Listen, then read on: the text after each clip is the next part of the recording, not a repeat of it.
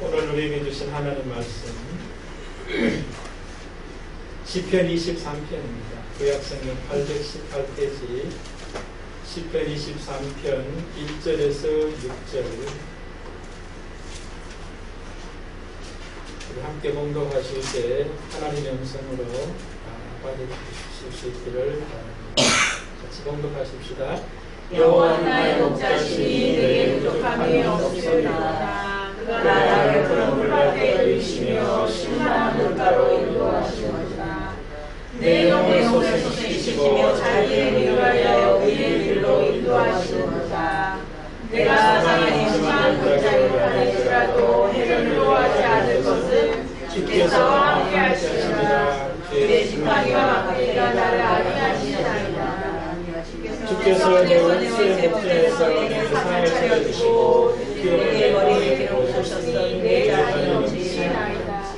내 평생의 선하심과 인자하심이 반드시 나를 따르니 내가 여호와의 집에 영원히 살리리라. 아멘. 한 주간 잘 지내셨어요? 그래도 주시는 말씀으로 가득 채우셔서 한 주간 승리하시기를 주의 이름으로 축복드립니다. 아멘. 여러분, 우리가 예전보다 제가 어렸을 때 모습, 한 3, 40년 전의 모습과 또 지금의 제 모습, 또 삶의 자리를 돌아보면은 굉장히 많은 것들이 차고 넘친다, 그런 생각을 하게 됩니다. 인정하지 않을 수가 없어요.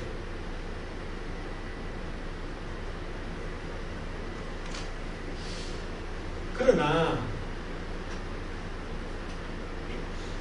감사는 어떤가 하는 그런 생각을 해보게 됩니다. 특별히 우리가 맥주 감사주의를 보면서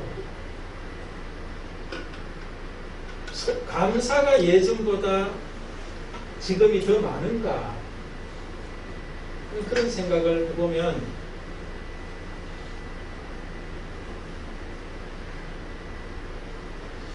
부족한 부분들이 참 많은 것 같아요. 내가 보면 우리나라도 보면은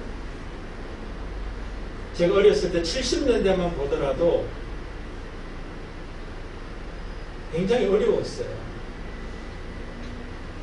저희 아버지 생각이 나는데요. 한해 이제 벼농사를 지었습니다. 근데 그 추수를 하면서 아버지께서 하시는 말씀이 입에서 막 수없이 말씀하시는 게 뭐냐면은 한량없다, 한량없다, 그런 이야기 하시더라고요. 그걸 왜 무슨 말씀인가 하면은 그전엔 벼농사를 해도 농사가 잘 되지 않았어요. 그런데 그 품종이 개량되면서 통일벼를 하는 것이 나왔어요. 그러면서 벼가 굉장히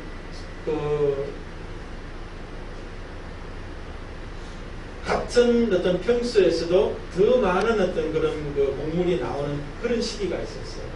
그러면서 아버지가 좋아서 한량없다, 한량없다, 그런 말씀을 하셨던 것이 기억이 납니다. 그 말은 다른 말로 하면 한량음성에 대한 고마움의 표현이다, 저는 그런 생각이 들어요.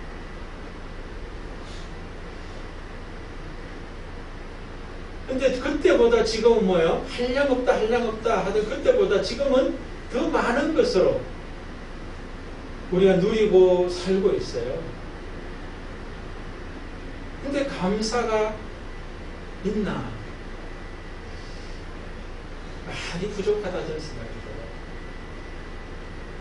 그러면 감사는 어떻게 나오게 되는가 하는 그런 생각을 해보는 거죠. 그래서 지난 과거와 현재를 비교해 볼 때 소유가 우리를 감사하게 하는 것은 결코 아니다, 그런 생각이, 또 그런 확신을 할 수밖에 없어요. 60년대, 70년대보다 지금 2020년대 살아가는 우리의 모습에서 소유의 어떤 그런 비교를 해보면은 그때의 우리 국민들의 어떤 그런 GNP나 또 GDP, 지금의 GNP와 GDP는 몇십 배, 몇백 배 올랐어요.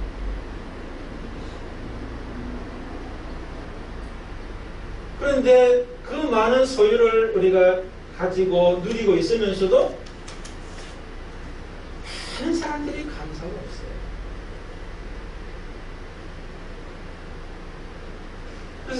그래서 저는 행복한 사람은, 복 있는 사람은 누구냐? 소유의 사람이 아니라 감사할 수 있는 사람이 진짜 복 있는 사람이다.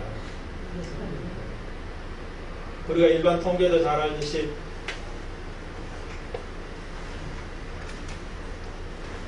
해방 이후에 많은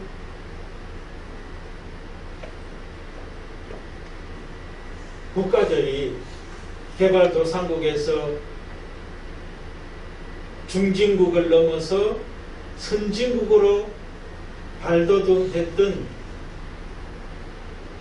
유일한 나라가 우리나라랍니다.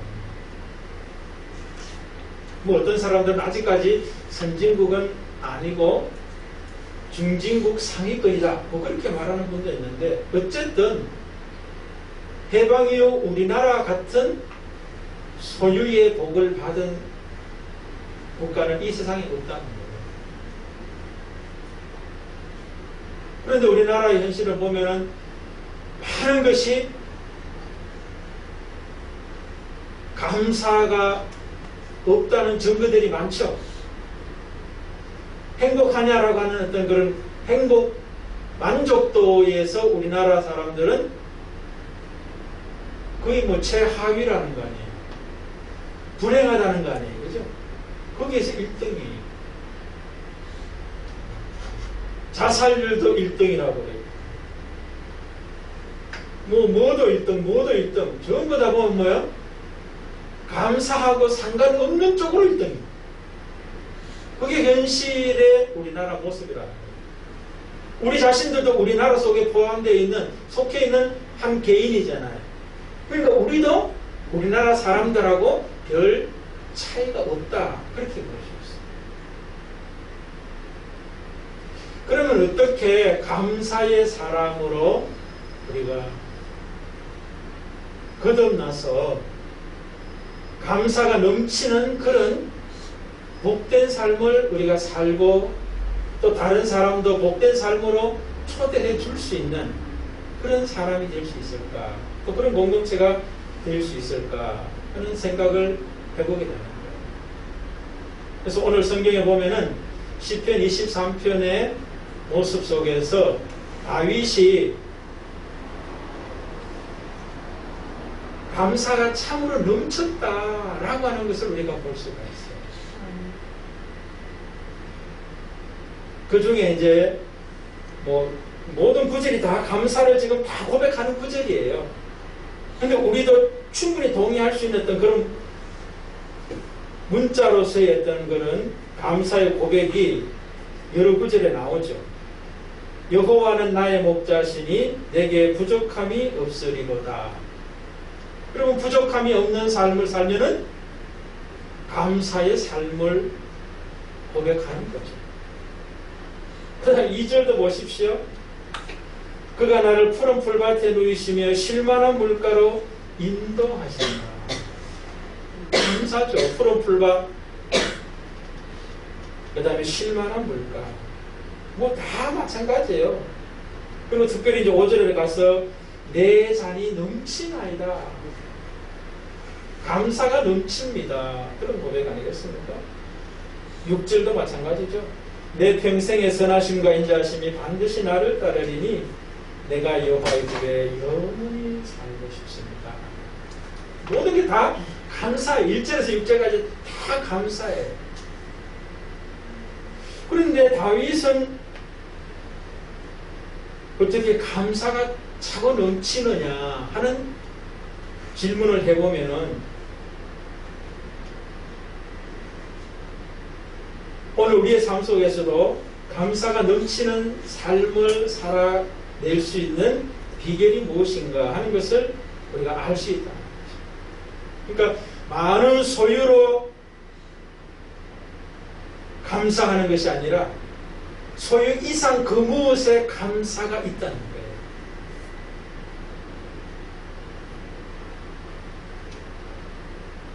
여러분에 한번 질문 드려보겠습니다.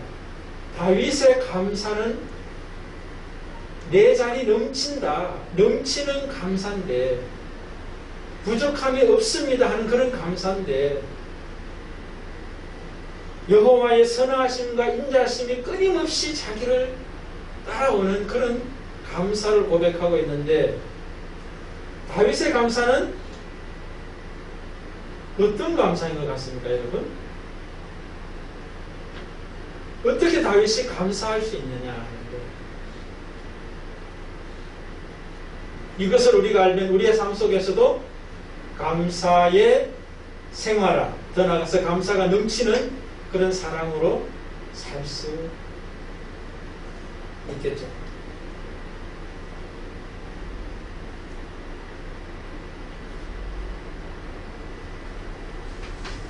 오늘 본문을 쭉 보면은 무슨 1절만 보면은 대부분 알 수 있어요. 여호와는 나의 목자시니 내게 부족함이 없으리로다. 여기서 보면은 다윗이 나는 부족함이 없습니다, 그런 고백을 합니다. 나는 감사를 할 수밖에 없습니다, 그런 고백인데, 그 이유가 뭐죠? 그렇죠. 여호와가 나의 목자이시다라고 하는 이야기를 합니다.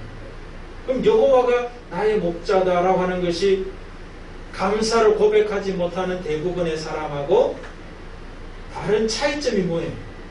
특별히 예수를 안 믿는, 하나님을 믿지 않는 사람은 하나님을 향하여 나의 목자다 그런 고백은 안 하겠지만, 우리도 여호와를 향하여 목자라고 고백하고 있잖아요. 그런데 다윗의 감사만큼 우리는 감사가 잊지 못하단 말이에요. 그럼 다윗이 말하는 여호와에 대한 고백, 내가 고백하는 여호와의 고백과 어떤 차이가 있나?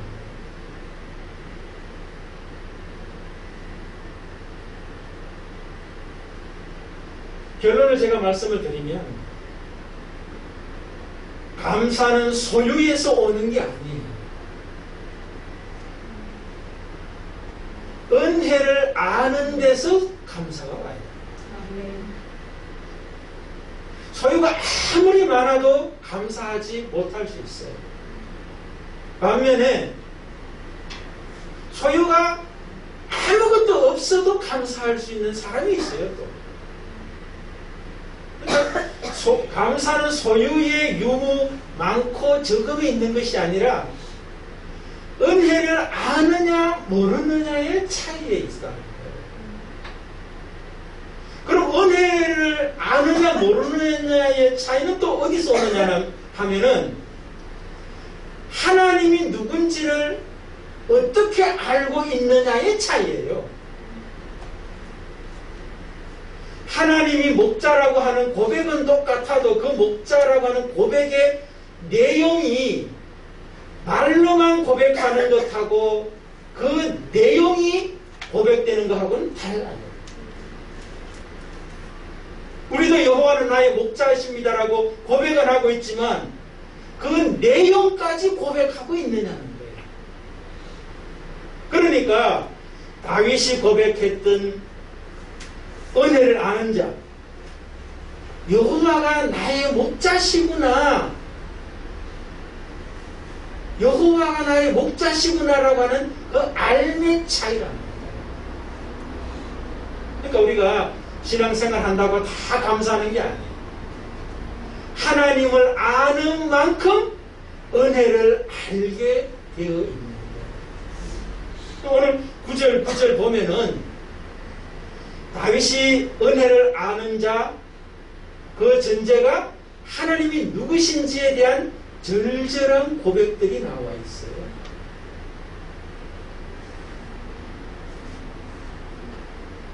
이 절 같은 경우 보면 이런 말씀이 있죠. 그가 나를 푸른 풀밭에 누이시며 쉴만한 물가로 인도하시는도다.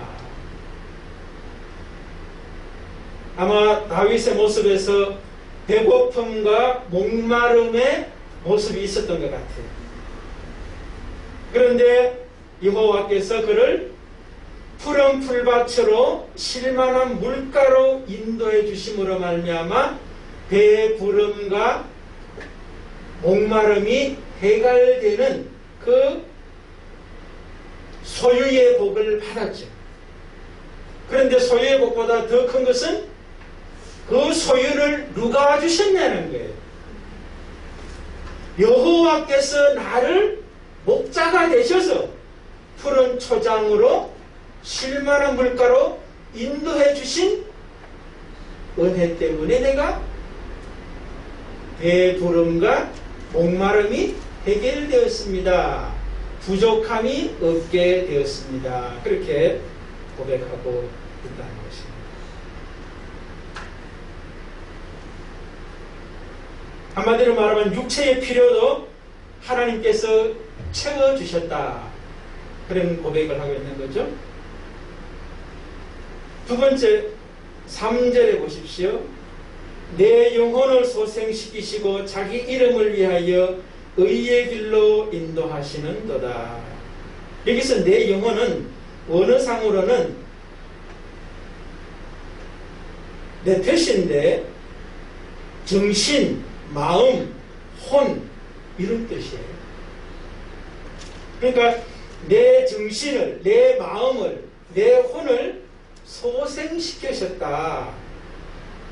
그러니까 그 전에는 뭐예요? 내 영혼이 갈함 가운데 있었다. 다 말라 비틀어진 가운데 있었다. 그런데 소유를 주시죠. 소생시켜 주시는 소유를 허락해 주셨어요. 특별히 영혼의 갈함이 뭐냐면은 소생시켜 주신 내용이 뭐예요? 자기 이름을 위하여 의의 길로 인도하셨다. 이렇게 되어 있잖아요. 그러니까 의의 길로 인도하시는 소유를 주셨어요. 은혜를 주셨어요. 그럼 내 영혼이 정신, 마음이라고 혼이라고 말씀을 드렸는데 내 정신과 마음과 혼이 의가 없는 상태의 모습에 있었다는 거예요. 하나님의 채우심이 의의 채우심이니까 의가 없는 자신의 정신, 마음, 혼의 모습, 다른 말로 하면 죄와 악의 길을 걸어가고 있던 자신에게 의의 길을 걸어갈 수 있는 정신, 다시 말해서 삶의 바른 분별력이죠.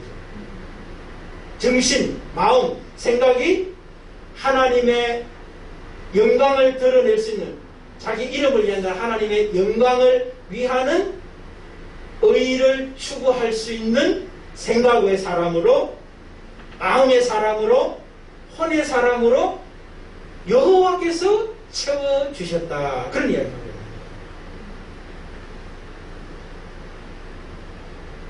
그 다음에 4절도 또 한번 보십시다. 내가 사망의 음침한 골짜기로 다닐지라도 해를 두려워하지 않을 것은 주께서 나와 함께 하심이라. 주의 지팡이와 막대기가 나를 안위하시나이다. 4절은 어떤 상황입니까? 사망의 음침한 골짜기다. 그렇게 이야기합니다. 그러니까 이것은 환경적 필요를 하나님께서 또 채워주시는 은혜를 이야기하고 있는 거죠. 어떻게 하나님이 함께 하심으로, 그 다음에 하나님의 지팡이와 막대기가 자기를 안위한다, 위로해 주신다, 그런 말씀이거든요. 이 다윗이 처했던 지난날의 삶의 자리는 뭐냐면, 거의 환경적인 어떤 자리는 사망을 겪을 수밖에 없는, 그런 죽음을 겪을 수밖에 없는 그런 삶의 처지를 살았는데 하나님께서 어떤 은혜를 주셨습니까? 함께 하시는 은혜를 주셨다. 그러니까 사망의 자리는 결국은 뭐냐면요, 내가 아무리 잘 나간다고 해서 살아있는 게 아니에요. 하나님의 함께 하심을 느끼지 못하고 인정하지 못하고 고백하지 못하고 살아가는 그 모든 자리가 사망의 자리예요. 성경에서 죽음이라고 하는 것은 숨이 끊어지는 게 아니에요. 하나님과 나와의 관계가 끊어지는 게 사망이에요. 그러니까 사망의 음침한 골짜기, 하나님이 없는 듯한 그런 하나님이 없는 삶을 살아가고 있는 그런 자기의 모습 속에 하나님께서 함께 하시는 은혜로 동행해 주셨다. 또 주의 지팡이와 막대기는 인도하심의 상징이 지팡이에요. 보호의 상징이 막대기예요. 목자가 지팡이하고 막대기를 들고 다닌다고 그래요. 지팡이는 양떼들을 인도할 때 사용하는 도구가 지팡이랍니다. 웅덩이에 빠지거나 예를 들면 뭐예요? 사망의 그 구렁이에 빠졌을 때는 지팡이에 보면 왜 동그랗잖아요. 그걸 가지고 뭡니까? 양의 목에 걸어서 살리기도 한다는 거예요. 막대기는 뭐예요? 일이나 늑대가 오면은 그것을 던집니다. 그래서 하나님이 없는 삶의 자리를 살아가고 있던 사망의 음침한 골짜기를 지났던 자기에게 하나님은 함께 해주시고 인도하시고 보호하시는 은혜로 함께 해주셨다. 소유의 관점에서 보면은 함께 하심의 소유, 인도와 보호의 소유라고 할 수 있죠. 근데 그것에 다윗이 감사하는 것보다 더 큰 감사는 여호와께서 함께 하시고 여호와의 지팡이와 여호와의 막대기가 함께 하시고 인도하시고 보호하셨기 때문에 감사가 나오신다는 거예요. 그래서 우리가 인도받는다고 보호받는다고 감사하는 것이 아니라 그것을 누가 해주셨는가를 아는 데서 감사가 나온다는 거예요. 그 다음에 5절 같은 경우 보면요, 주께서 내 원수의 목전에서 내게 상을 차려주시고 기름을 내 머리에 부으셨으니 내 잔이 넘치나이다. 사망이 음침한 골짜기보다도 더 음침한 골짜기이죠. 한마디로 뭐예요? 원수가 눈앞에 있는 모습이죠. 원수가 내 눈앞에 있는데 하나님께서 내게 잔치상을 차려주시고 기름을 내 머리에 부으셨다. 소유를 주셨다는 거예요. 내 잔이 넘치나이다. 그런 이야기를 하는데 5절은 저는 영적인 필요도 하나님이 채워주셨다. 그렇게 해석을 합니다. 특별히 상을 차려주신다, 기름을 부으셨다는 이 말은 하나님께서, 주께서 자기에게 교제, 자기와 교제의 상을 차려주셨다. 하나님과 자기와 교제할 수 있게 해주셨다. 그 다음에 기름을 부으셨다라고 하는 말은 우리가 왕이나 제사장, 선지자에게 기름을 붓는 그 기름도 있는데 그것은 권위의 어떤 상징이죠. 하나님의 권위를 상징하는 어떤 그런 기름인데 오늘 본문에 있는 이 기름은 잔치 자리에서 사용하는 기름인데 특별히 존귀한 손님이 찾아오면, 특별한 손님이 찾아오면은 그 사람에게 향유와 같은 것을 머리에 발라줬다는 거예요. 그러니까 하나님께서, 주께서 나에게 교제의 잔치상도 마련해 주셨을 뿐만 아니라 나를 존귀한 사람으로 인정해 주시는 기름도 발라주셨다. 그 고백이 다윗의 지금 고백이거든요. 그러니까 하나님과 자기 자신이 깊은 친밀한 교제를 통해서 나를 높여주시는 그 은혜가 있었다라고 고백한다는 거예요. 그러니까 교제하고 존귀하게 해준 것도 귀한 거지만 그것을 누가 해줬다는 거예요? 주께서, 하나님께서 나를 교제해 주셨고 높여 주셨다는 거예요. 여러분 우리가 친구의 초대를 받아서 가도 고맙지 않나요? 근데 우리나라의 대통령이 여러분들 만찬의 자리에 초대했다 자랑하고 싶고 뭐 그렇지 않아요? 감사가 넘치지 않아요? 근데 하나님이 우리를 잔치에 초대해 주셨어요. 그리고 높은 자의 어떤 모습, 존귀한 자의 모습으로 기름을 발라주시는 은혜를 베푸셨어요. 얼마나 감사합니다. 다윗은 이제 지금 그래서 감사를 고백하는 겁니다.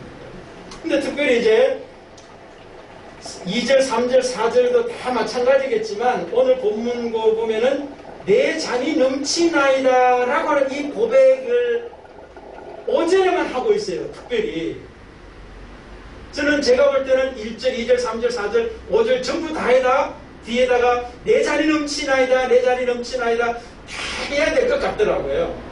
근데 특별히 이제 뭐 다 하고 있다라고 볼 수도 있어요. 그럼에도 불구하고 5절에 내 잔이 넘치나이다라고 고백하는 이 이야기를 하는 것이 보면 육체의 필요가 채워지고 그 채워준 분이 누군지를 알고 정신, 마음의, 혼의 필요가 있었는데 그것을 채워주심을 받았어요.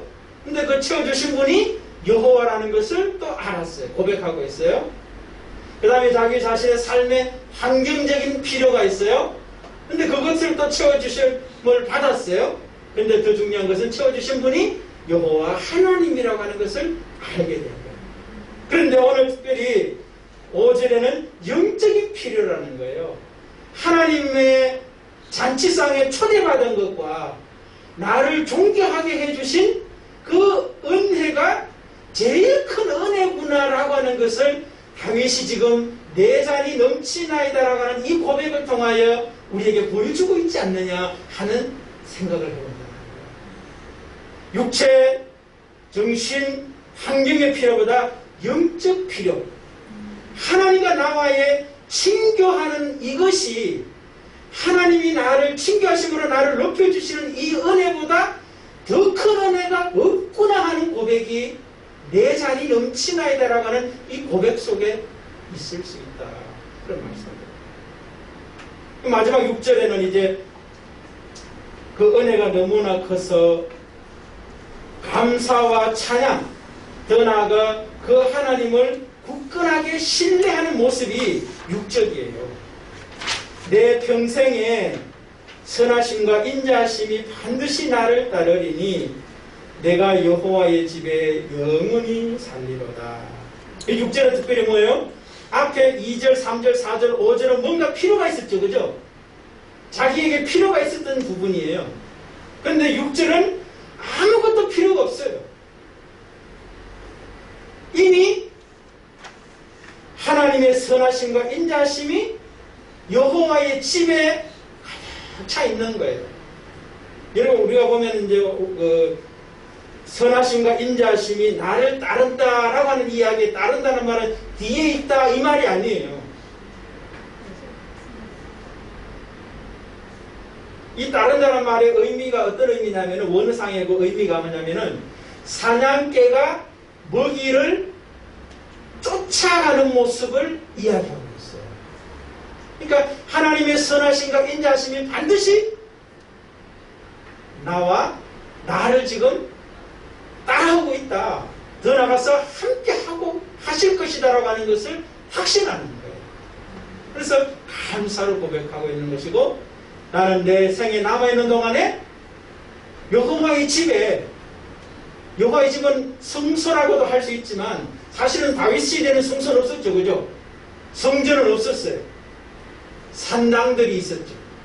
그러나 이것을 이제 오늘날 우리 입장에서 본다면은 여호와의 집은 하나님이 주권과 임재와 통치가 임하는 모든 곳이 여호와의 집일 수 있는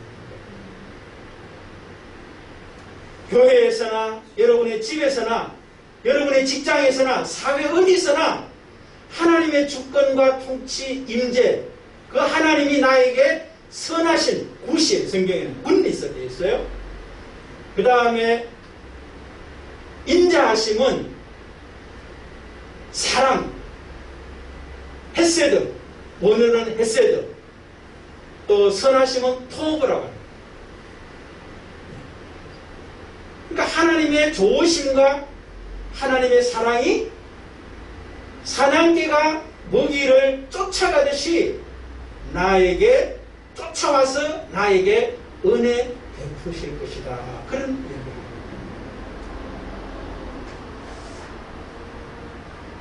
결론은 뭡니까, 여러분?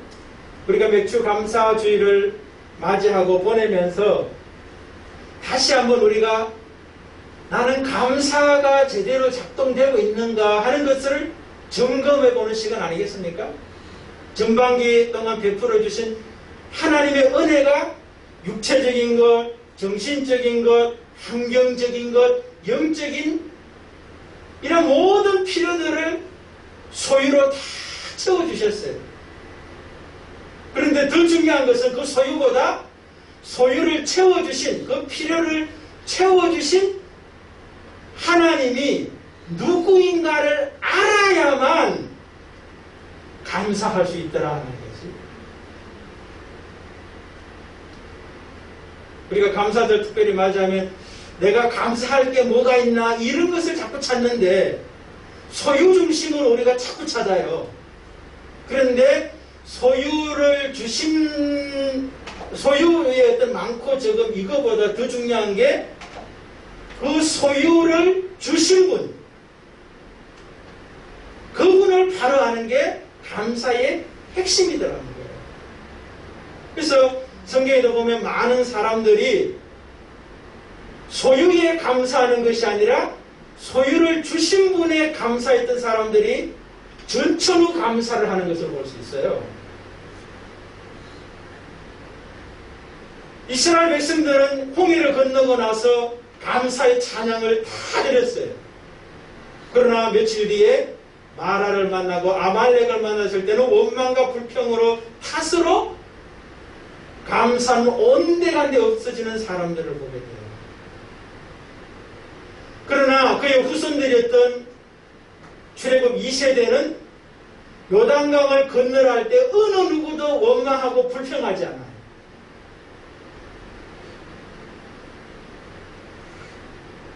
여리고성을 점령하라고 할 때 말도 되지도 않는 방법을 제시하면서 그렇게 하라고 말씀해요. 그런데 어느 누구도 말 한마디 안 해요.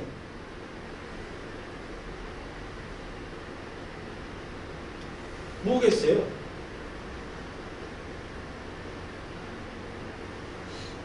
요단강에 들어가라 해도 들어갈 수 있었던 이유는 뭐겠어요? 요단강을 보는 것이 아니라 요단강에 들어가라고 하신 하나님을 바라보는 거예요. 여리고성 들어가서 싸워서 이길 수는 절대 없는 여리고성이에요. 그런데 말 한마디 없이 순종하죠. 그리고 그 승리를 거두어요.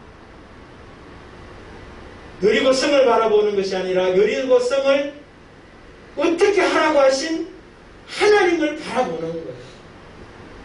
그러니까 어때요?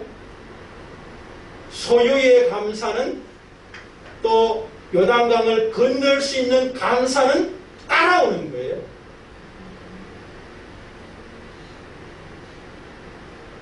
다니엘 이야기도 했지만 다니엘이 사자굴이나 풀무불의 앞에서도 감사할 수 있던 이유가 뭡니까? 그 상황 때문에 감사한 게 아니에요. 상황을 허락하신 하나님을 알기 때문에 하나님이 누군지를 알고 그 풀무불도 하나님이 자기에게 은혜 베푸실 자리라는 것을 아는 거예요.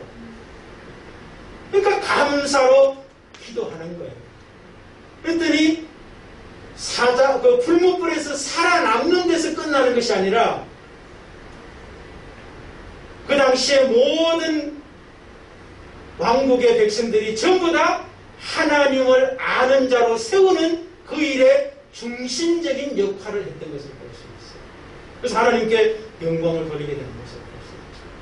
그러니까 여러분 우리가 다윗의 감사는 소유의 감사가 아니라 은혜를 아는 자의 감사였다. 은혜를 아는 자의 감사는 하나님이 누구신지를 아는 정도와 비례하더라. 나의 감사의 정도는 현실이 어떠한가는 내가 교회를 오래 다니고 직분이 뭐고 이게 아니에요. 하나님을 어떻게 아느냐가 내 감사의 크기더라 하는 것을 기억하시면서 여러분의 삶 속에서도 하나님을 높고 깊고 넓게 알게 되셔서 전천후 감사의 주인공이 되시기를 주의 이름으로 축복을 드립니다. 아멘.